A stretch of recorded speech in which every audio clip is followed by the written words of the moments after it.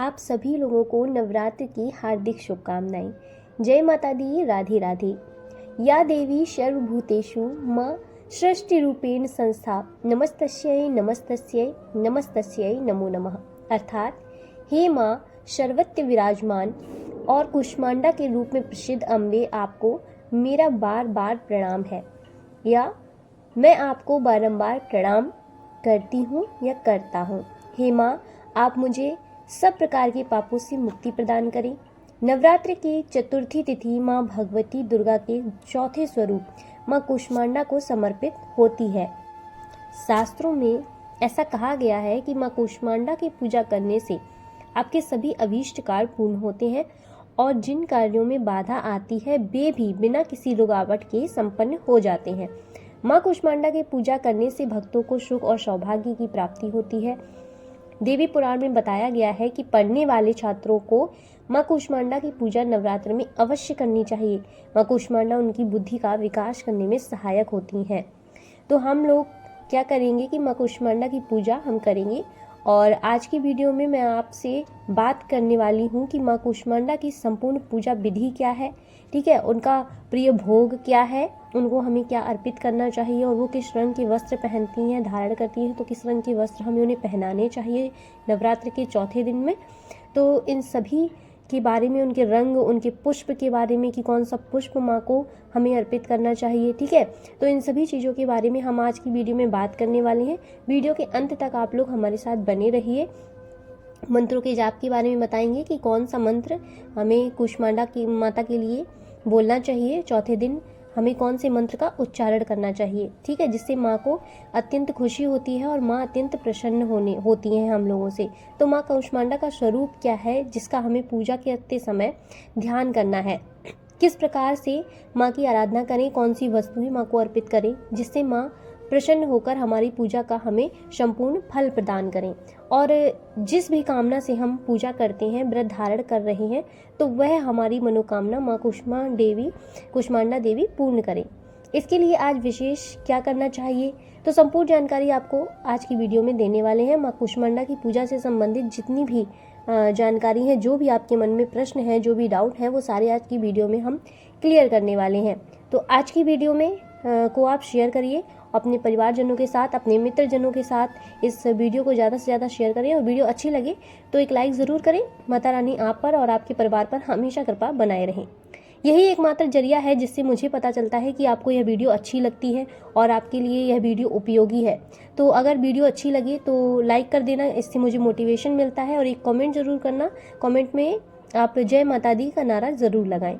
चलिए, चतुर्थी तिथि में माँ कुष्मांडा की हम पूजा करते हैं, और चैत्र मास की शुक्ल पक्ष की चतुर्थी तिथि जो है वो आपको प्रारंभ हो रही है, और हम लोग इस दिन माता रानी की पूजा करने वाले हैं। कुष्मांडा देवी को हम अच्छे से उनका श्रृंगार करके उनको भोग लगाएंगे, ठीक है, और उनको जो भी पसंद है हम वही भोग लगाएंगे। और अगर आप लोगों ने अभी तक मेरी वीडियो नहीं देखी है तो मैंने एक वीडियो डाली हुई है कि आपको किस दिन कौन सा भोग लगाना है माता रानी को, ठीक है, तो वो वीडियो आप ज़रूर देखिए। 9 नवरात्र के 9 दिन में 9 भोग, किस माता को हमें कौन सा भोग जो है वो अर्पित करना चाहिए। तो चलिए वीडियो को शुरू करते हैं और जानते हैं कि कैसे हमें पूजा पाठ करनी है।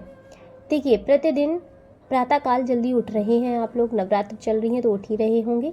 नवरात्र में उसी प्रकार से प्रातःकाल जल्दी आपको उठना है चौथे दिन भी, ठीक है, और नित्य क्रिया से निवृत्त होकर स्नान कर लीजिए। स्नान करने के बाद साफ स्वच्छ वस्त्र धारण कर लिए, और आज के दिन माँ कुष्मांडा का प्रिय रंग होता है नारंगी।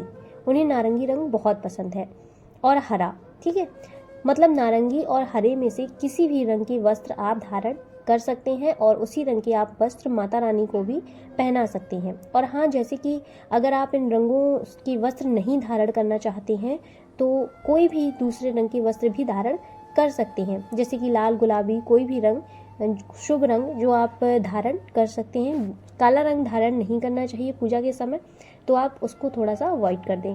और स्नान करने के बाद सबसे पहले आपको भगवान सूर्य देव को जल अर्पित करना चाहिए। जैसे कि कई लोगों के प्रश्न आ रहे हैं कि अगर भगवान सूर्य देव उस समय दिखाई ना दें तो क्या करना चाहिए। तो देखिए, बिना देखे भी भगवान सूर्य देव को स्मरण करके आप जल दे सकते हैं, या फिर पहले पूजा कर लीजिए माता की, और उसके बाद आप जब सूर्योदय हो तब आप जल, ठीक है, उनको आप सूर्यदेव को जल चढ़ा दीजिए। तो सूर्योदय के बाद में भगवान सूर्यदेव को आप जल चढ़ा सकते हैं। पूजा करने के बाद भी आप ऐसा कर सकते हैं।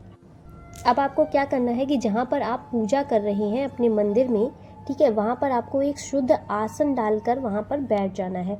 और हाँ, पूजा की सभी सामग्री एक बार में ही एकत्रित करके आप वहाँ पर रख लीजिए। बहुत लोगों की मैंने आदत देखी है कि पूजा करने जब आप बैठते हैं, ठीक है, मंदिर आपने स्वच्छ कर लिया, साफ शुद्ध, और आप नहा धोकर आ गए स्नान करके, उसके बाद आप क्या करते हैं कि आसन लगाते हैं, और फिर उस आसन को लगाने के बाद आप रुक रुक के बार बार एक सामान भूल गए फिर आप उठ के जाते हैं लेने, फिर भूल गए फिर लेने जाते हैं। ऐसा आपको नहीं करना है। आसन अगर आपने लगा दिया है तो आप उस पर बैठिए, ठीक है, और फिर आप पूजा करिए। और रही बात सामग्री की, तो सारी सामग्री की लिस्ट मैंने आपको दी हुई है, तो सारी सामग्री आप अपने पूजा स्थल पर ही रखिए। नहीं तो फिर आप एक काम करिए, पूजा में आसन लगाने से पहले आप सारी सामग्री एक थाल में पहले से लगा लीजिए कि हमें किन किन चीज़ों की आवश्यकता होगी, ठीक है, तो वो अपने पास आप रखिए। उसके बाद आप आसन लगाइए।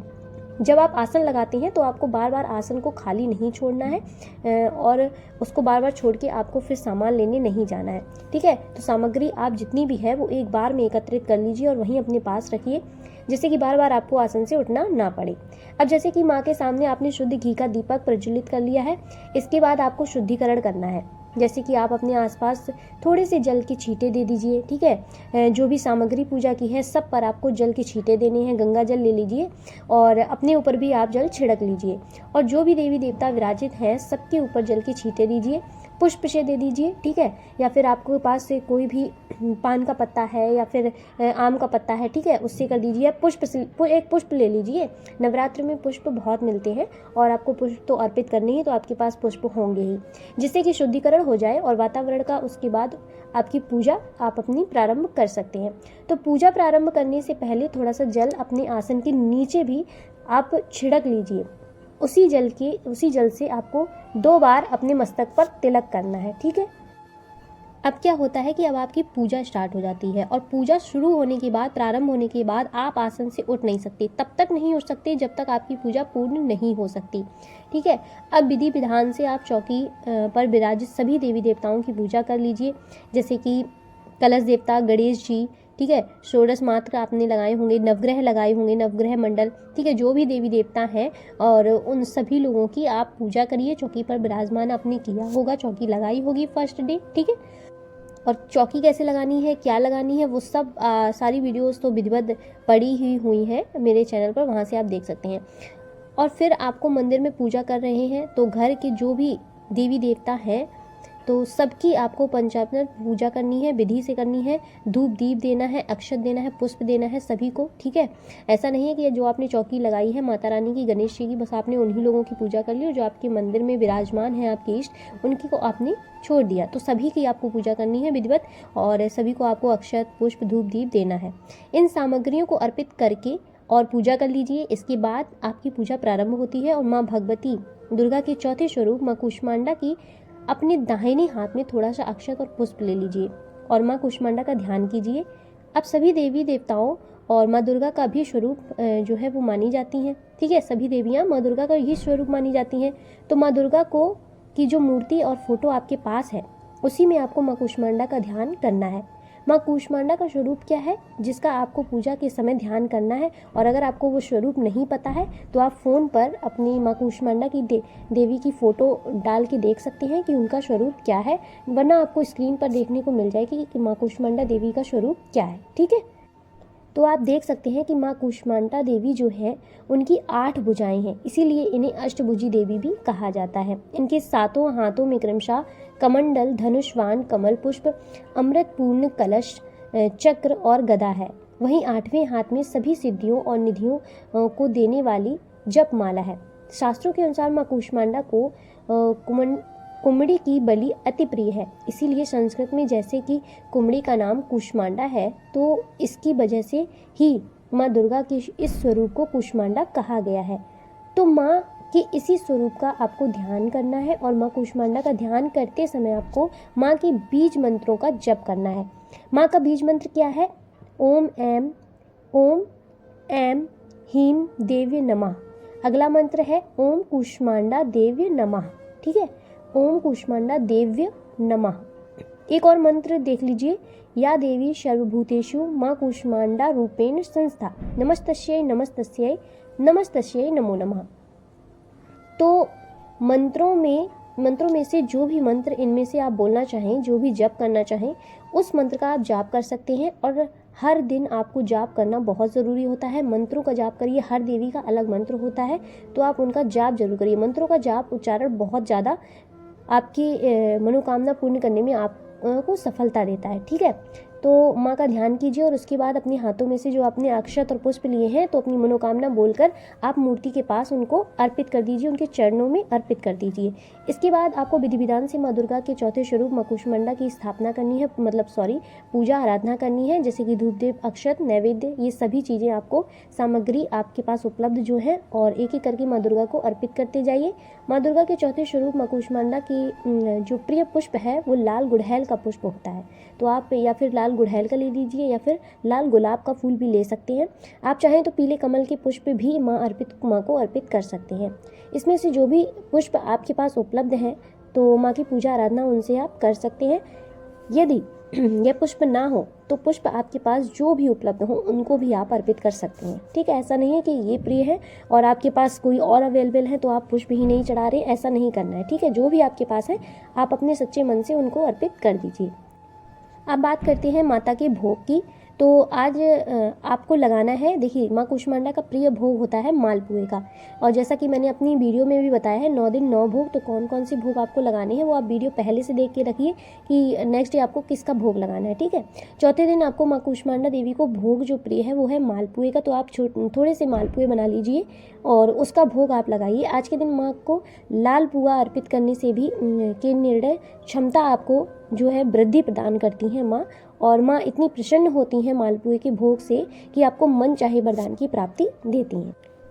अगर आप मालपुए नहीं बना सकते तो बिल्कुल भी परेशान मत होइए कि आपके पास मालपुए नहीं है, मालपुए नहीं बना सकते हैं, आपको आता नहीं है या जो भी है, तो आप कोई भी फल आपके पास होगा घर में, ठीक है, तो आप फल अर्पित कर दीजिए और उनसे क्षमा याचना मांग लीजिए। इच्छा के अनुसार आपको जो भी भोग अर्पित करना है आप वो अर्पित कर सकते हैं। ऐसी कोई रोक नहीं है कि आप सिर्फ मालपुए ही चढ़ा सकते हैं। विधि विधान से आप पूजा करिए, आराधना करिए, मंत्र का जाप करिए और पूरी श्रद्धा के साथ आप पूजा करिए, बस यही बहुत है। ठीक है, माँ कूष्मांडा की कपूर और लौंग से आरती करिए, और जब आपकी पूर्ण पूजा हो जाए तब अपने आसन के नीचे फिर से थोड़ा सा जल डाल दीजिए। 2 उंगलियों से उठाकर 2 बार अपने मस्तक पर लगा लीजिए, जिससे कि आपने जो भी पूजा आराधना की है, जो भी मंत्र इत्यादि किए हैं, उनका संपूर्ण फल की प्राप्ति सिर्फ आपको हो।